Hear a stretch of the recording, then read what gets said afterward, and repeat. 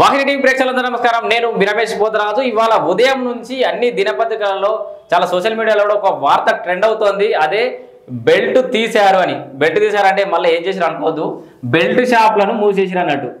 ఎక్కడ? Rajagopal Reddy, Munugode MLA Rajagopal Reddy belt షాప్లను సమూలంగా నిర్మూలిస్తా అని చెప్పేసి ఎన్నికల ముందు ఏదైతే హామీ ఇచ్చిండో అదే దిశగా అడుగులే తీశాడు. బెల్ట్ షాప్లను మూసేసేందుకు కాస్త ప్రయత్నం చేశాడు. అక్కడ లోకల్ పోలీస్ సహకారంతో, అక్కడ ప్రజాప్రతినిధుల సహకారంతో దాదాపు 2000 బెల్ట్ షాప్లను మూసేసినట్టుగా వార్త అయితే వచ్చినాయి. అయితే ఇక్కడ మనం ప్రధానంగా గుర్తుంచుకోవాల్సిన అవసరం ఏంటంటే, వ్యతిరేక మీడియాలో మీన్స్ గత ప్రభుత్వానికి అనుకూలంగా భజన చేసే కొన్ని ఛానళ్లలో వచ్చిన విషయం ఏంటంటే, ముందుగా ఈ విషయం చెప్పిన తర్వాత వాళ్ళ గురించి చెప్తా. ఏంది, మునుగోడు విన్న నాయకుడు అని చెప్పేసి మనం హెడ్డింగ్ పెట్టినాం. నిజంగానే మునుగోడు మహిళలంతా కూడా ఆయన ప్రచారంలో భాగంగా వెళ్ళినప్పుడు ప్రతి గ్రామంలో కూడా మహిళలందరూ ఇదే చెప్పారట, మా భర్తలందరూ తాగుడుకు బానిసయ్యారు, బెల్ట్ షాపులు బంద్ చేయాలని చెప్తే దీనికి సంబంధించి ఏదైతే గ్రామ పంచాయతీలో బెల్ట్ షాపులు మూసేస్తారో స్వచ్ఛందంగా వాళ్ళ గ్రామ పంచాయతీకి 5 లక్షలు ఇస్తానని చెప్పేసి నజరానా ఇస్తానని కూడా ప్రకటించిండు. అయితే ఈరోజు పత్రికలలో దానికి సంబంధించిన వార్త అయితే ఏం రాలేదు. అయితే దానికి ఆల్టర్నేట్గా ఇంకేదైనా చేయడానికి ప్రభుత్వ పరంగా కానీ వ్యక్తిగతంగా కానీ సహకరిస్తా అని చెప్పేసి హామీ అయితే ఇచ్చినట్టుగా తెలుస్తుంది, భరోసా ఇచ్చినట్టుగా తెలుస్తుంది. మరి వాళ్ళకి ఎలాంటి భరోసా ఇచ్చారు, వాళ్ళు స్వచ్ఛందంగా బంద్ చేస్తారా లేదా అనేది తెలిసిపోతుంది మనకు. దాదాపు 2000 కుటుంబాలు అయితే చెప్పినాక కుటుంబాలతో స్వయంగా భేటీ కాబోతుడు. ఈ విషయాన్ని పక్కగా పెడితే గత పాలకులకు భజన చేసే కొన్ని లైన్ ఛానల్ ఉంటాయి కదా, ఆ లైన్ ఛానల్ ఒక పెద్ద మనిషి చెప్తుడు, ఏది నిజం ఏది అబద్ధం అని 2 ఫోటోలు పక్కన పెట్టిండు. ఏంది, బెల్ట్ తీశారు అనే ఒక వార్త, ఏదైతే రాజగోపాల్ రెడ్డి గారి మాట ప్రకారం ఇచ్చిన మాట ప్రకారం బెల్ట్ షాపులు తీసేసిన ఒక వార్తను ఇటేసి ఇంకొక వార్తను పక్కకి, ఇది అబద్ధం, అబ్కారీ వాళ్ళు అసలు పట్టించుకోవట్లేదు, బెల్ట్ షాపులు తీసేయలేదు, ఎక్కడ కూడా సహకరించట్లేదు అని చెప్పేసి ఒక వార్త. దీన్ని ఎవరు చెప్తున్నారు ఈ వార్తని అంటే, గత పాలకులకు అనుకూలంగా ఉన్నటువంటి ఒక మీడియా సంస్థ. వాళ్ళే ఒప్పుకున్నారు ఏంటంటే, మా ప్రభుత్వం మేము ఎవరికైతే భజన చేస్తున్నామో ఆ భజన ప్రభుత్వం ఉన్నప్పుడు బెల్ట్ షాపులు విచ్చలవిడిగా ఉన్నాయి అని ఇప్పుడు సర్టిఫై చేస్తున్నారు. అసలు ఎన్ని రోజులు ఏం చేయనీకపోయారు అని చెప్పేసి వాళ్ళు కూడా ఒకసారి సెల్ఫ్ చెక్ చేసుకోవాలి. వార్తలు చెప్పే ముందట బాగా ఈ మధ్యలో పాపం వాళ్ళకి అర్థమైతే లేదు. ఇప్పుడు కొత్త ప్రభుత్వం వచ్చి మా అంటే 3-4 నెల అవుతుంది. వాళ్ళ అధికారంలో ఉండి 10 ఏళ్ళు అవుతుంది. 10 ఏళ్లలో వాళ్ళు చేసిన అవినీతి, వాళ్ళు చేసిన నిర్లక్ష్యాన్ని, వాళ్ళు చేసిన కార్యకలాపాలన్నీ వాళ్ళే బయట పెట్టుకుంటారు. వాళ్ళకి అర్థమైతే లేదు.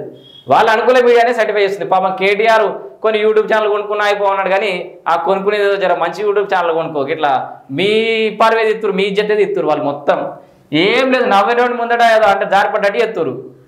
అంటే బెల్ట్ షాపులు ఉన్నాయి, ఆప్కారాలు సహకరిస్తలేరు అని చెప్తుండు. బెల్ట్ షాపులు ఉన్నాయని సర్టిఫై చేస్తుండు.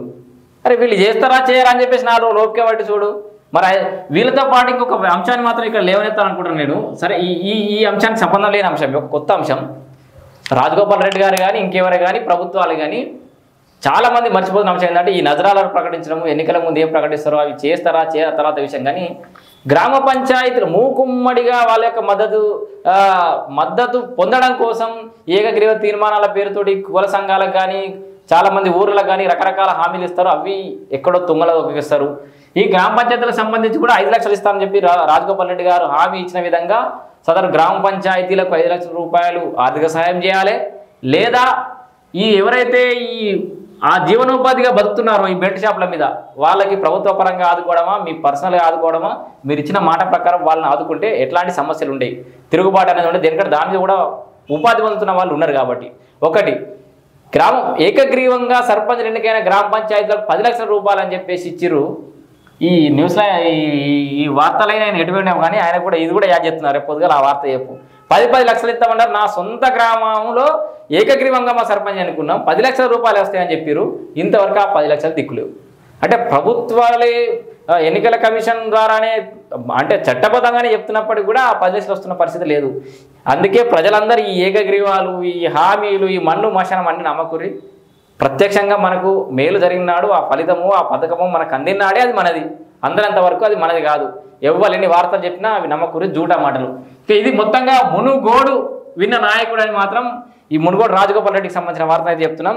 సో ఓవరాల్గా నల్గొండ ఏరియాలో ఈ కొమ్మటిరెడ్డి బ్రదర్స్ అనే వాళ్ళైతే చాలా వాళ్ళకి హోల్డ్ ఉంటుంది. వాళ్ళు చెప్పిన విధంగా చేసే, వాళ్ళు పార్టీలు మారినా కూడా ప్రజలు పట్టం కట్టిన పరిస్థితి చూడాలి మనం. గతంలో మునుగోడులో రాజగోపాల్ రెడ్డి బీజేపీ నుంచి పోటీ చేసినప్పుడు కూడా చాలా ట్రెమెండస్ రెస్పాన్స్ వచ్చింది, చాలా ఓట్లు వచ్చినాయి. ఇప్పుడు కాంగ్రెస్కు మారినప్పటికీ కూడా ఓట్లు వేసి గెలిపించారు అంటే అక్కడ ఎంతో కొంత వాళ్ళ అభిమానం అయితే ఉన్నట్టుగా చెప్పుకోవచ్చు. ఇక ఈ బెల్ట్ షాపులు కూడా బంద్ చేస్తే సంతోషం. మునుగోడుతో పాటు మునుగోడు రోల్ మోడల్గా తీసుకొని తెలంగాణ రాష్ట్ర వ్యాప్తంగా ఈ ప్రక్రియ చేపడితే చాలా సంతోషం. ఎందుకంటే తెలంగాణ మొత్తాన్ని తాగుబోతు తెలంగాణ చేసిండు మన గత ముఖ్యమంత్రి.